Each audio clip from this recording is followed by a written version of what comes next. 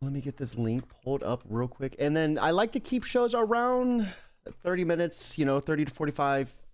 I got kids. You got kids as well, right? I do. They're with their It is hard grandparents doing comic today. journalism with children, isn't it? Oh my gosh. I'm lucky that I can divide and conquer with my wife. Otherwise, I don't know. I don't know what I'd be doing. No, I feel it. I feel it. And the same thing for me. I just had a baby, and it's like one of those things like where when she lays down, I know I hmm have my like a little moment where I can hurry up, knock Sure, out an sure. hour of like just whatever I need to knock out, and then she's up, and then it's like when everyone goes to bed, I have another hour, and it's like I hear I you. don't know. I think it'd be interesting to talk about it, but um, it's almost like it helps, right? It's like you have that pushing, motivating factor where if you don't get it done, it's not getting done. Yeah, yeah. I remember reading a quote that like whatever time you have, you make it fit what you need to get done. And I mean, sometimes you do get out of, overwhelmed, but I totally agree with you. The focus is so different because I used to think I was tired and didn't have time before kids, and I'm like, I don't even know what I was thinking. It's like I wish I had that time. Yeah, and there was a brief moment where I was like, I did the stay at home dad for a little bit, and it's hmm like that freedom worked against me. Sure. It's like I had too much freedom, and I didn't know how to like manage it out properly. And then I look back, I'm like, dude, it's so crazy. I wish I had that time. Like, Absolutely. so for everyone that is tuning in, welcome to the show. We're gonna be dropping this link in chat so you could check it out with us for something animal. It's dark, twisted. I loved how just insane this book was. Um, and I love a little bit of the back history too. We'll dive into that before we go live. So I'm good to go as long as you are. Ready. All right, let's begin in three, two, one. Yo, yo, yo, what's up, everybody? Thank you for tuning in to yet again another fantastic episode of Keeping It Geekly. It's your Cape Crusader Cody, and we're hanging out with our new guest, Bryant, Dillon. We're here to break down something animal and everything in between. Welcome to the stream. We were talking backstage. This feels like it's just been years in the making. I'm excited to finally get you on. How are you doing today? Doing fantastic. Thank you so much for having me on. Yeah, I've been noticing you in the same circles for a long time, and excited to finally connect like this. You know, it's funny you say that because I remember when I first started doing this, I seen fan base press, and I was just so like awestruck at like what you guys have built. And just a couple years later, after our first initial meeting, like how far you guys have came. And before we dive into that, I think because we got a lot of different things we can actually talk about, Definitely, which I definitely. love, right? It's like we can talk about the best of all these different worlds. Let's dive into where it all began. So what got you into, creating comics and covering comics? Sure. Well, I went to school for acting. I moved to Los Angeles with the idea of pursuing a film career, and that had been my dream for a long time. Um, but I had always dabbled in other things. I wrote a little. I had done some playwriting. I was a visual artist in high school and had taken a lot of classes, so I used to do my own comics and my own drawings for fun. And I was writing funny enough, not this story, but another vampire story with a friend of mine, a screenplay. And he, knowing that I had some artistic talent, was like, well, why don't you do a first issue for us for promotion? And that kind of, to make a long story short, that kind of opened the door to me to step back into comics, which was something I had sort of uh, just lost in college. I was a big Wednesday warrior, and then it filtered out when I didn't have any money or time. Yeah.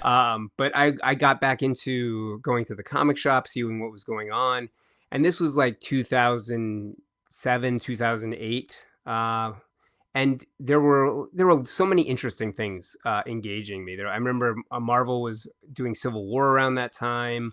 There was the start of Buffy season 8 at Dark Horse. Image had a ton of great books. I think Saga was just kicking off. There was just so much going on that I thought like, this is so exciting and creatively fulfilling, and it really kind of shifted my focus from acting and filmmaking more into comics. I just felt like I had found my world. Yeah. Um, and so that comic itself, that first comic, only went so far. We only got the first issue published and taken the conventions, but Eventually, I ended up co-founding Fanbase Press with my wife and another friend of mine, and that 16 years later, here we are. It's been about one book published per year. Wow. We've got a geek culture end to the website because the production of Something Animal was going to take about a year or so when we first started it, and so we started doing interviews with other creators, writing our own blogs and articles on fandom and on stories, and doing video interviews, things like that. Started a podcast, and so we basically made a little machine to create a fan base, Yeah. create a fandom around what we were doing, so that once that first comic came out, there was someone to sell it to suggest it to, and we've just sort of built that, in many ways since. I think it's really cool that you started out as an artist first as opposed to a writer. Do you think that kind of changed how you approached script writing when you first began? It definitely did because that first comic I was writing with again I was co-writing with a friend, but since the art demands were on me, and I penciled and inked that whole first issue. Um, it was interesting because I learned a lot. I think that I took to the publishing world because I had lots of discussions with him where he would be. I'm sure every artist knows this. He would be like, "Oh man, this panel looks great. If we could adjust it like 30 degrees this way," and I would have to be like, I have to redraw the entire pan. Like, I can't adjust it. I redraw it. It starts over, Yeah, this takes a and little bit of time. right, right. And and I also had to get in touch with my own pace. I remember we were on a deadline for a convention where we had announced we were releasing the first issues, and there were a couple nights where I was up 24 hours inking pages just because we were under a deadline. And so I think experiences like that definitely helped me both appreciate the artist's struggle when they're under deadlines, and also knowing what fair expectations are, Yeah, Yeah, what not to do, right? absolutely, absolutely. So, with Fanbase Press, you guys have done such tremendous work, have hosted such awesome titles and creators. What kind of was your driving factor for starting this company? Well, I think we, my wife and I, have always been both interested in creative art and also creators.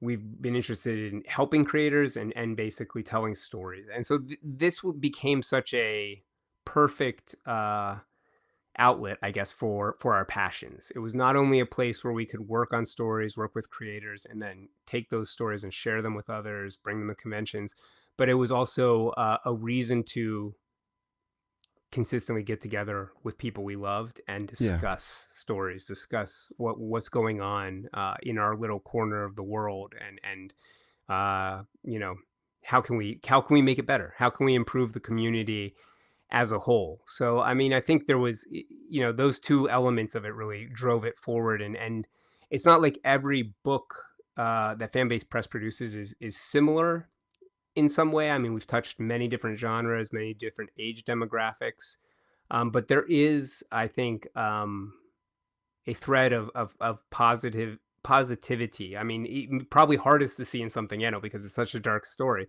But even with Something Animal, I think in a meta sense, it represented um, like a positive, unfiltered storytelling experience for us, and we were able to put out something that we really thought was unique and believed in.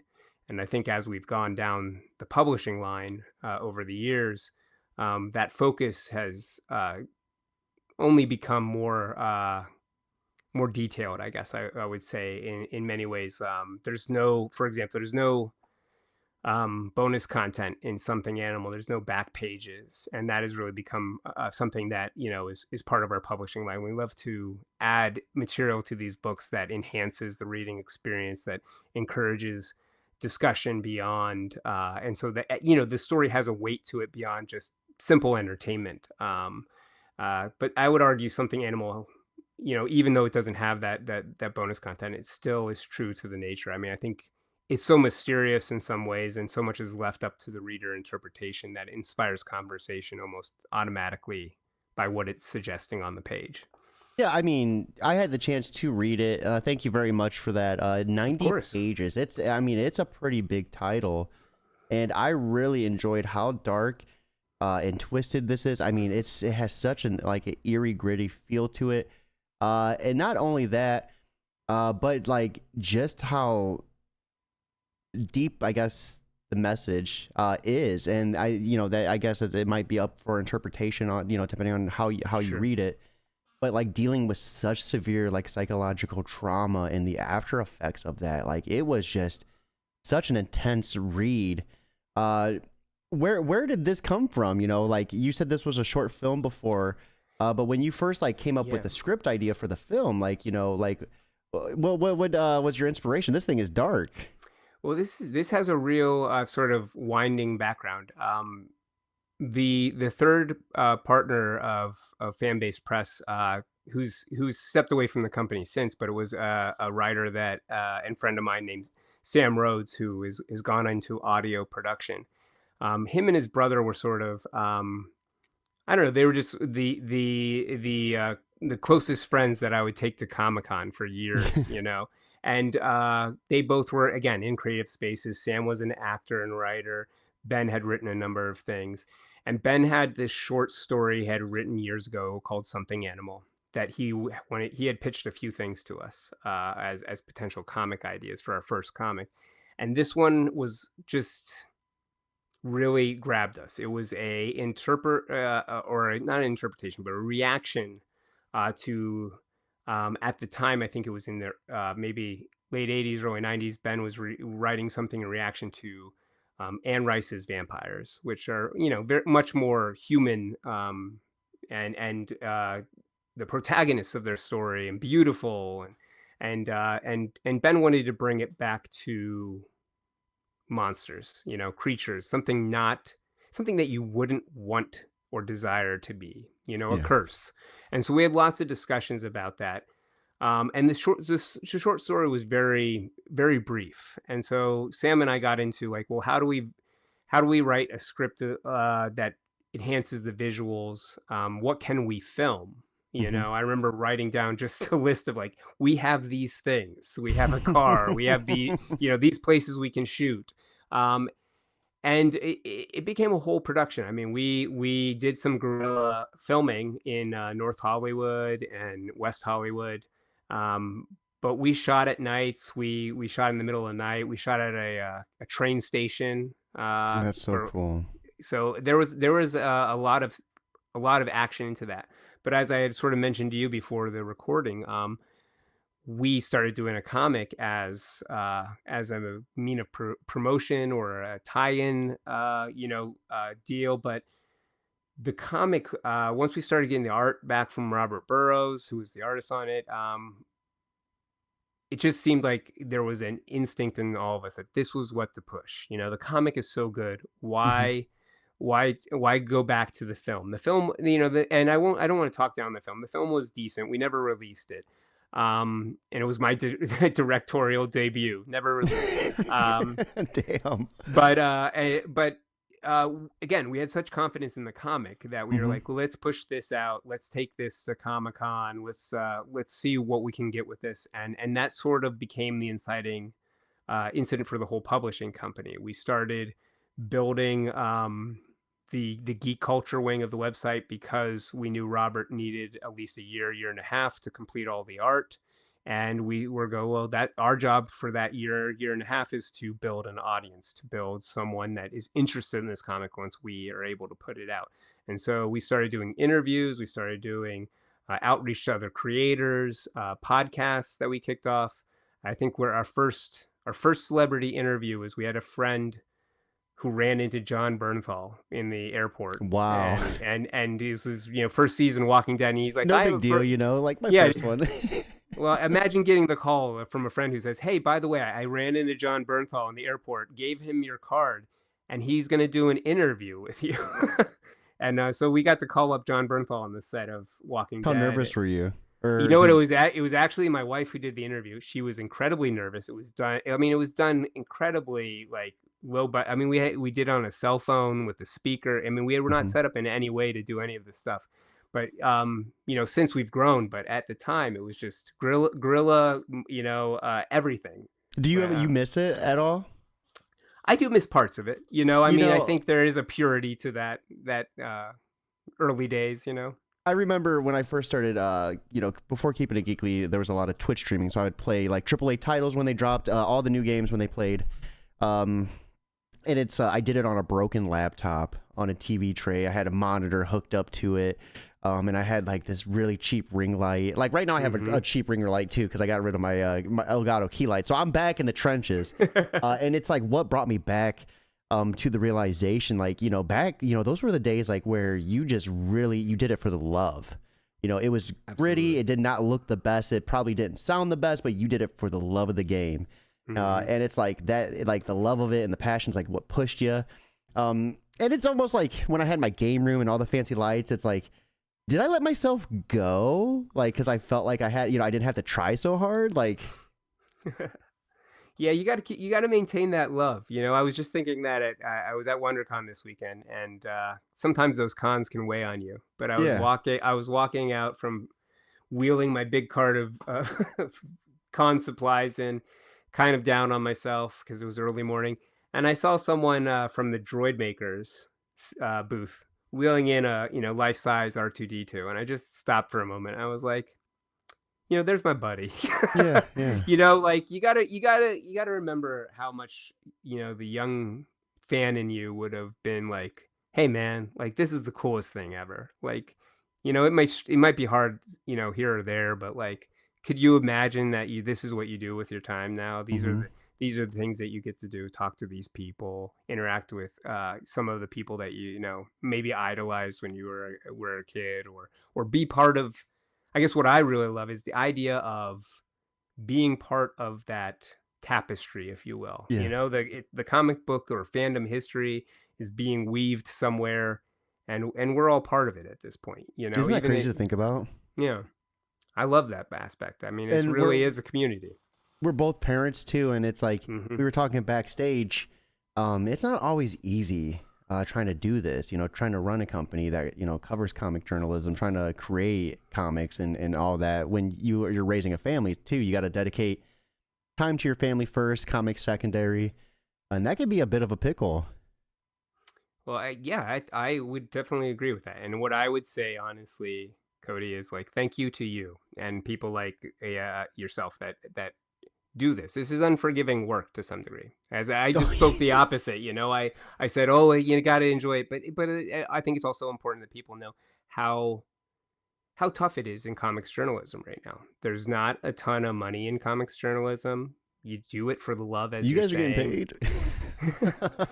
And I think the point is, I don't know, the point is that we have to appreciate it. I think sometimes it's very easy to get like, oh, this person doesn't put out as many interviews, or they don't do enough, or I wish they would do this, and it's easy to be the backseat pilot, if you will. But I think it's important that we, especially as comic creators, we have to acknowledge those outlets that do support us, because how else do we get the word out there? How else do we get Yeah. people to know our works? And it's very important because it takes people that have a love for the medium and love for these stories. So thank you.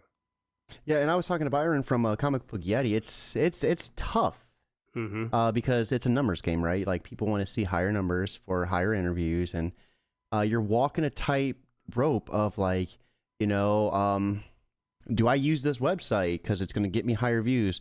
But they have some problematic people that they're hosting. And it's like, well, you don't want to do that, but then you find a different site, and it's like no one goes to that, so now you have no traffic, and it is very unforgiving, and Absolutely. it's hard, because you're out there. It's rare that you get your flowers, you get your recognition. You guys do such outstanding work in the field too. I mean, don't even get me started on you. We should do a whole podcast on what you guys do at Fanbase. But it is rough out there. But let's save that for another chat. Let's get back into something animal. So I had a Sure chance to read thing. this. It was dark, gritty. One thing I really enjoyed and that stuck out to me so much was the color palette. You know, it was dark, um, but splashes of red. So like that was like the most prominent like visual that really just highlighted a lot of those scenes was the blood. And I really, I don't know. I don't know if it's a sucker just for like the blood and gore and horror or just the way it's emphasized in this comic, but it was awesome. You know what? It's I like to describe it as being.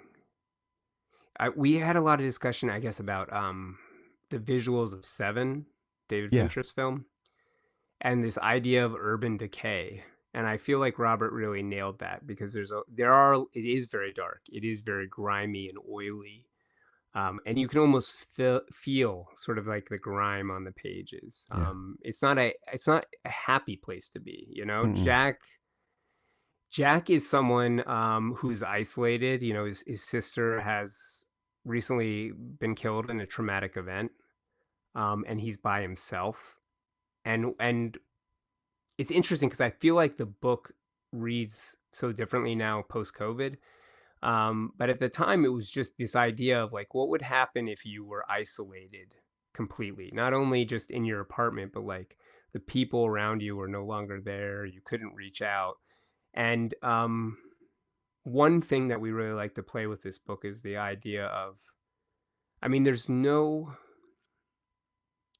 traditional vampire elements or like supernatural elements, if you Yeah. will. He doesn't gang fangs. He doesn't, he has no aversion to sunlight, even though he stays in the dark. Really, I don't. We never considered him immortal or stronger in any way. He's almost weaker. He's coughing. He's becoming weaker, but he has these violent hallucinations. He can't keep solid food down.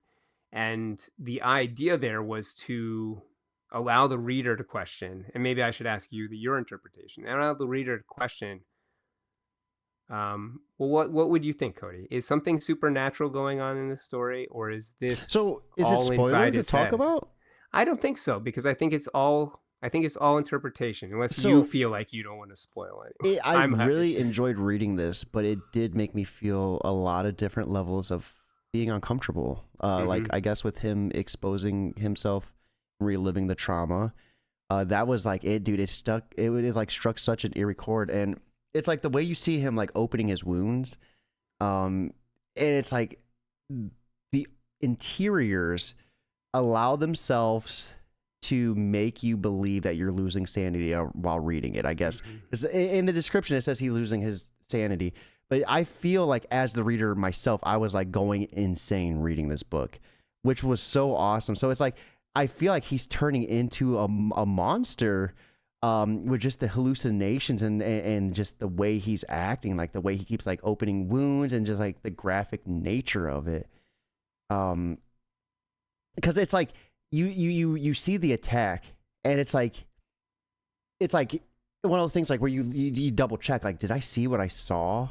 Like, is that really like a horrific monster that was just doing that, or was that just a random mugger attack? Like, and the artist, I felt like, did such a good job of like masking like the feeling and vibe within this.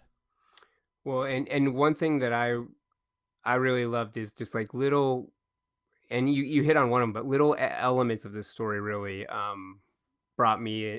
I focused on things that Ben, I guess, put into the story, and I was like, we can extend this, like the wound, the wound not healing, I believe was is in Ben's original script, but we had this idea of like revisiting it several times throughout the comic script so that you get this idea of it's almost the opposite of a vampire, traditionally. This instead of healing and becoming something sort of like stronger, he's becoming weaker and weaker, and this wound is festering almost like he is to some degree. And then this idea of the attack happens, and the vagrant attacks his sister, and he has this box cutter that he ends Yeah, up it's brutal. using. Like Jesus. Right, it's horrifying.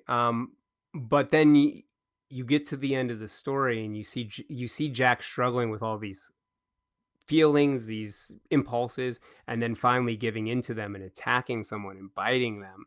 But again, he has no fangs. He just has his teeth. and so it's this horrific, grueling event to drink blood, to rip someone's neck open. But the idea that like it would become clear over the course of the story of like, oh, the box cutter, Yeah. how you evolve as this creature demanded demands certain things inside you. And Robert did something really interesting with that final panel where you have it's almost abstract, or absurdist in the sense that we have Jack just sort of sitting there in his, if you quote unquote, final form.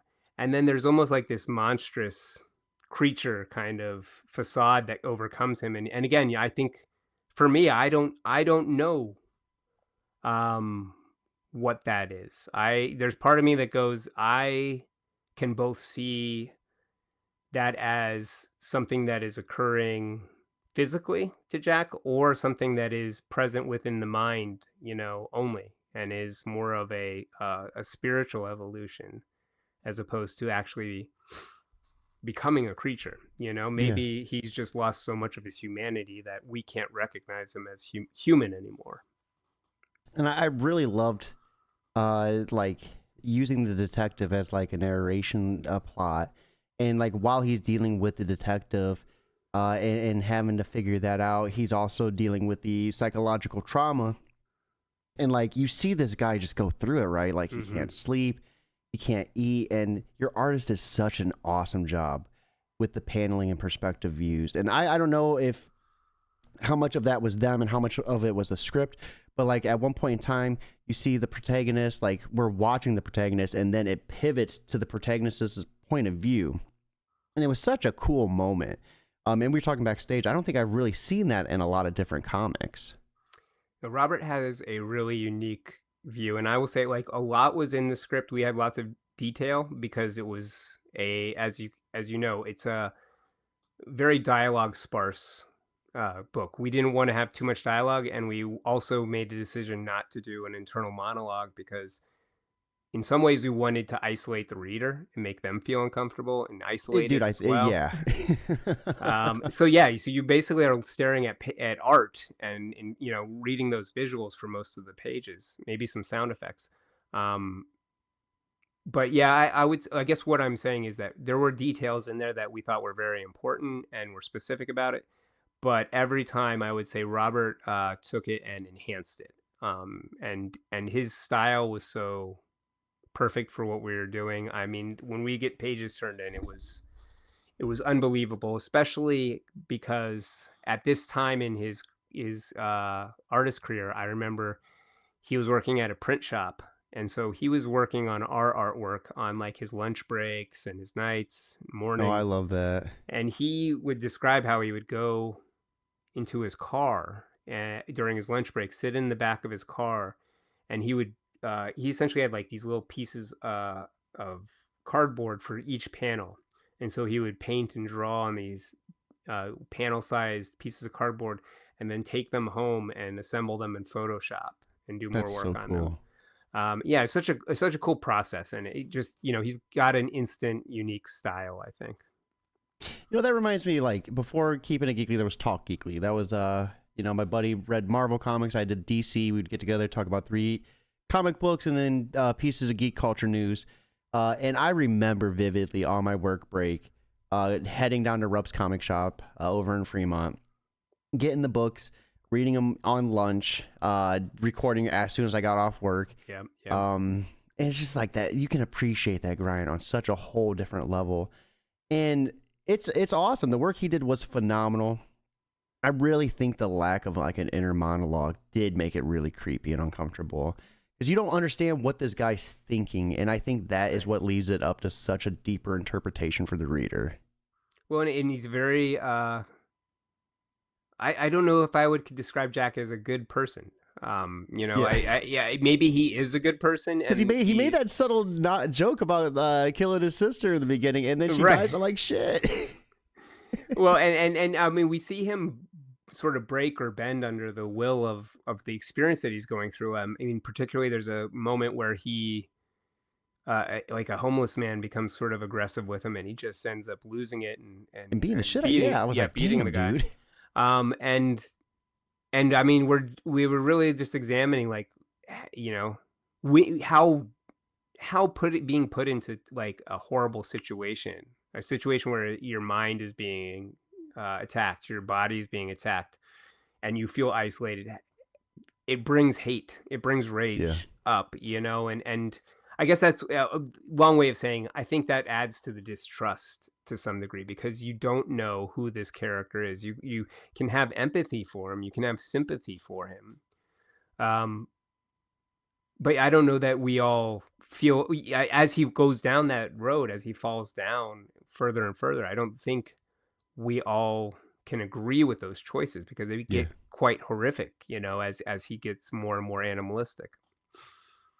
So I loved the choice of red in this. Was that like a something that translated from the film, like just highlighting the color, like and leaving everything mute and dark and everything, or was that something that you guys came up just for the comic in particular? Because I know you said you recorded a lot at night, Yeah. so I don't. Was there a lot of color in the original film, or was it mostly dark? There was it was very dark, I will say. Mostly shot at night. We were looking with a lot of shadows. I mean, it's sort of a low budget, you know, fix as well. We knew Yeah. like we could only, have certain big, setting or establishing shots. And so a lot, as much as we could crowd stuff in darkness, I know we were looking at things like, Alien or Jaws or stuff like that, where we're like, okay, how did they hide their limitations and how did Mm-hmm. they use them to enhance the film? So it was like that. Um, but not in any ways to what the comic is. I think the comic really is able to run with it, and again, Robert's colors and the contrast that you're talking about was so vivid. Yeah. That was definitely something I think that was unique to his art, even if it was minimally present in the film. So, was there anything left out from the film that didn't make the cut that was maybe a little bit bigger that you could have maybe added? I don't think so. The one thing that I do lament is just not being able to show, like, there was some amazing effects work done for the scene where Jack finally attacks someone and Mm-hmm. and bites their neck, and we had a whole false half of the neck made. And I remember the actor would actually bit into this like fake skin and was pulling it, and it would bleed Oh, that's so afterwards. cool, dude. Oh, I love it. The idea was to make it uncomfortable as Yeah. possible, and realistic as possible. And it really was horrifying once we did sort of a 28 days later kind of choppy edit to it. Yeah, it was just it was uncomfortable to watch. So I do miss that because I think there's something um maybe different about the extension of being able to like show the bites and see Mm-hmm. that play out. But it's still a hugely powerful scene in the comic, and I think the comic tends to excel in many ways just because it was not limited by um the limitations that we had with the film, what the shooting locations, things like that. We were able to do more. Like I remember that the film does not have the scene on the bus because we Yeah. couldn't find a way to do that, but the graphic novel was able to sort of make the story fuller and more round. So here is a link for anyone that is watching. Be sure to check this out. If you're able to buy it, we would love to see that. But if not, put this on Facebook, Twitter, anywhere you can. Word of mouth is 100% free and it costs you absolutely nothing to do. Now, what was your interpretation when you had a chance to read this through the graphic novel? I know you asked me that, but I'm interested in hearing what you think, having it spun on you as the creator. Well, I actually like that it's ambiguous. I think that's the key of this story, is because it is meant to be interpretive. It is meant to pull different things out of the audience. And both, I'm realizing that both Something Animal and the next one we worked on, Identity Thief, I tend to like the aspect when it comes to horror that I feel in my own nightmares whenever I occasionally have them. And that's sort of that, I don't know if you've ever experienced this, but that sort of dream state where you can't tell exactly what's real. Oh Sometimes, God, yeah. And you it's wake up and you're like, okay, we're good. right, right. Well, and you feel like things are recognizable but off somehow, like you'll be in your room, but it's not Hmm. comfortable. There's something bad about it. I think we were searching for something like that with something animal. And so there are times when I guess what I like is being able to read something animal and imagine either way. Because I am a very big vampire fan. I love things like Buffy, Interview with a Vampire, Lost Boys. I like a lot of different interpretations. I'm not someone who's like, oh, the romantic vampire. No, but this story I find very interesting, and it fits completely into the spectrum of vampire stories. I mean, there's a movie by George R. R. Martin, or not George R. R. Martin, George Romero, called Martin, that is all about a guy who believes that he's a vampire, and it's kind of left up to viewers to decide if he is actually at the end. But he Oh, I love sedate that. he sedates people with a syringe, and then will like he has like all these tubes and The needles that vampire Dexter, if you will. yeah, exactly. And then I also remember reading about like a serial killer. I can't remember the name of this, but there was a serial killer who thought, I don't know if he thought he was a vampire, but I connected this to the vampire mythos. He would try people's doors at night, and like if they were open or unlocked, he believed, well, then I am allowed in. I Getting am invited in. invited in. And that was just horrific to me. The idea of like, what if there was just a guy who like wandered streets at night trying people's doorknobs until he found an open one, and thought of himself as a vampire, and whether he was or not, he kind of was, Yeah, like that's and it. I mean, as parents, like that's on a whole different level too. Knowing that yeah, someone could enter your home with your children there, you know. absolutely. And oh man, don't hate me. I'm cliche. Queen of the Damned, I love.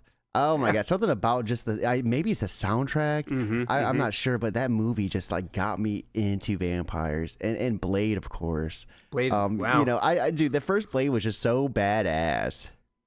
I was young enough that I saw the first Blade in theaters, but I had to see it with my mom because it was rated R. Yeah, yeah, yeah. And and, then and, a lot of people don't realize there used to be that theatrical. Was it theatrical? Well, the cutscene with Morbius. So the and Blade was actually there was supposed to be a Morbius movie way back in the day, and oh, there was like a interesting. little end credit scene or whatever where you seen like Morbius on like a rooftop. Oh, wow. I did not know that. Yeah, no, no, I no. That is a throwback. So man, this has been one awesome chat. We do have to be wrapping things up, and I know this is your first time on the show, so I always love asking a piece of advice as well as what you're up to outside of creating. And I think a really interesting one would be for anyone looking to get into comic journalism, Sure. whether it's doing reviews, interviews, or any of the in between. What would be just your biggest piece of advice for someone looking to start? Oh, I think the best thing would be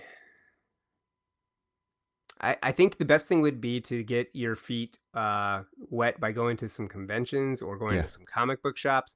Because I guess what I would say is the first thing is you want to get to know what is out there now. You should be listening to stuff like this podcast. You should be checking out sites like the Comics Beat, Comics Journal, Smash Pages, Den of Geek, Sketched. I mean, there's so many. There's probably a ton of them. Comic Book Yeti. How did I not think of them? There's so many out there that I think you would want to become aware of. Graphic Policy is another one. I'm thinking of them as I go. These, I think you want to know what the sites are and what they do.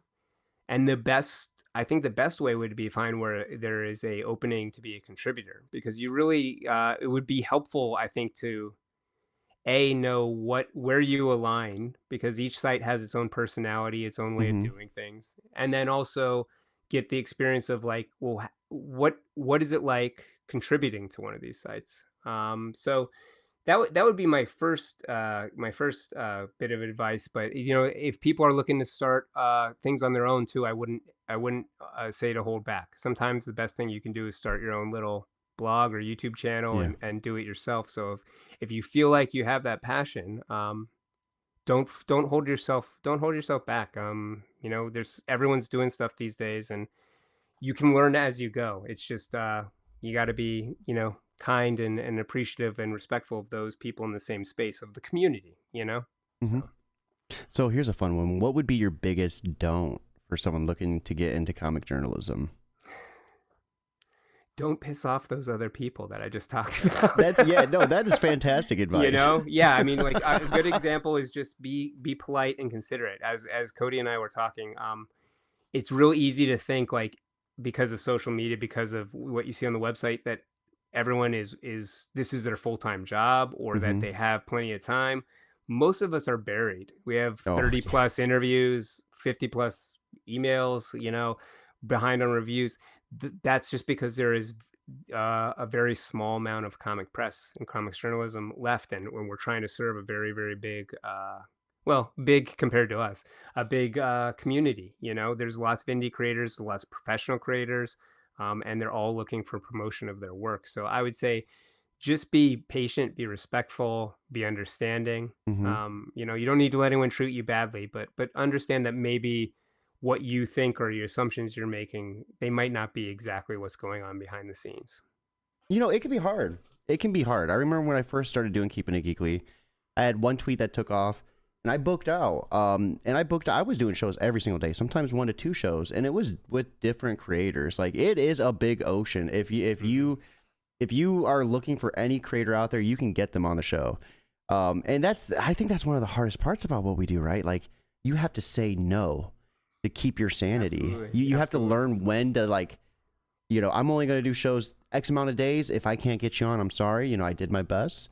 But I got a family. They come first. Like comics are cool. I love comics to death, but I love my family a little, more. It's sorry guys. And saying no, that's one of the hardest things is because when I first started, I wanted to keep everyone happy, Sure. and I Yeah. thought if I said no to them, then they would not like me. It would make a bad reputation for my show. And in turn, people just knew I wouldn't say no, so they would just be like, "Hey, what's up?" And I'm like, "All right, let's." But yeah, man, awesome advice there. Last but not least, what are you up to outside of comic journalism and creating comics? What TV shows are you watching? What books are you reading? If you get down on games, what video games are you playing? What am I doing right? Well, you know what? I mean, it's not completely outside fan base press, but I have been reading a lot of comics because we've been discussing stuff. I just revisited Dark Knight Returns, Mm-hmm. 40th anniversary this year. Watchmen, which is the 40th anniversary this year. Uh, Marvel's Civil War, I revisited because it's I think the 20th anniversary. All those have really interesting, overlays in regards to themes.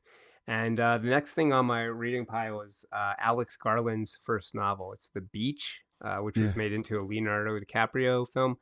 Film's all right. The book is amazing. I'm rereading that again to have a discussion coming up. But if no one, if anyone has not read that, I guess I would highly recommend it. It's I don't know if this is a completely accurate description, but I see it almost as a modern day or a contemporary Lord of the Flies. It's very much about backpacking culture in the 90s and early 2000s, and just the way that that vacation fantasy essentially trashed other places around the world, and really reveals some of our inhumanity within. So, yep, that's what I'm checking out right now. I'm gonna have to check that out for sure. Well, hey, this was an honor. I'm happy I finally got you on the show. Last show of the house. This is a bittersweet moment. Keeping Oh, It Geeky wow. was born in this residence, and we're moving on to a bigger and brighter place. So thank you again for joining us and hanging out and breaking down something animal and fan base press, man. I really appreciate it. Well, thank you so much, Cody. And I'll just want to give one shout out. We do have a Kickstarter for our newest project, Shrub. It's entirely different than Something Animal. It's very much a warm, friendly story. I like to describe it as akin to Pee Wee's Big Adventure because it's about a road trip. But this road trip is by a sentient shrub that's going cross country on a journey of connection and grief. So explores how we let grief take hold. It's going to be a fantastic project, and the pre-launch page is up, so you can check that out. Enter your email and make sure you don't miss out on our next title coming out. And we will be sure to update the description so you guys can check that out as well. Anything exciting happening for you guys over at Fanbase Press on the comic journalism side? As I mentioned, we just revisited Watchmen, so I had the distinct opportunity to bring in Barbara Kiesel, who was an editor on Watchmen, and she had so much to say about the story, about how it relates to today and what we're going through, and an indie creator named David Ocampo, who's also one of the authors for a Fanbase Press book, The Margins. He joined us as well. Always has fascinating things to say, so you can check that out if you're looking for more podcasts to devour. And it is sad how history is repeating, right? It's sad how we're seeing a lot of these horrible things that happen in past comics actually come to light. I was not able to relate to Watchmen's feeling of being on the tip of nuclear war, but thank you, current day. Thank you for making that more real for me. It definitely reads a little bit differently, but maybe that's what we need. I feel like at the same time, stories that we can relate to. Sometimes we want to escape as fantasy, but I think it's also good to understand that others have gone through similar things, and maybe we'll get through this too. No, absolutely. Well, with that being said, it is time for us to wrap up. I hope you all have a lovely day. Be sure to check out those links in the chat. And if you missed the live stream, check it out in the description. We'll have it in post-production for you. Hope you all have a fantastic night. But most importantly, guys, keep it geekly. All right, give me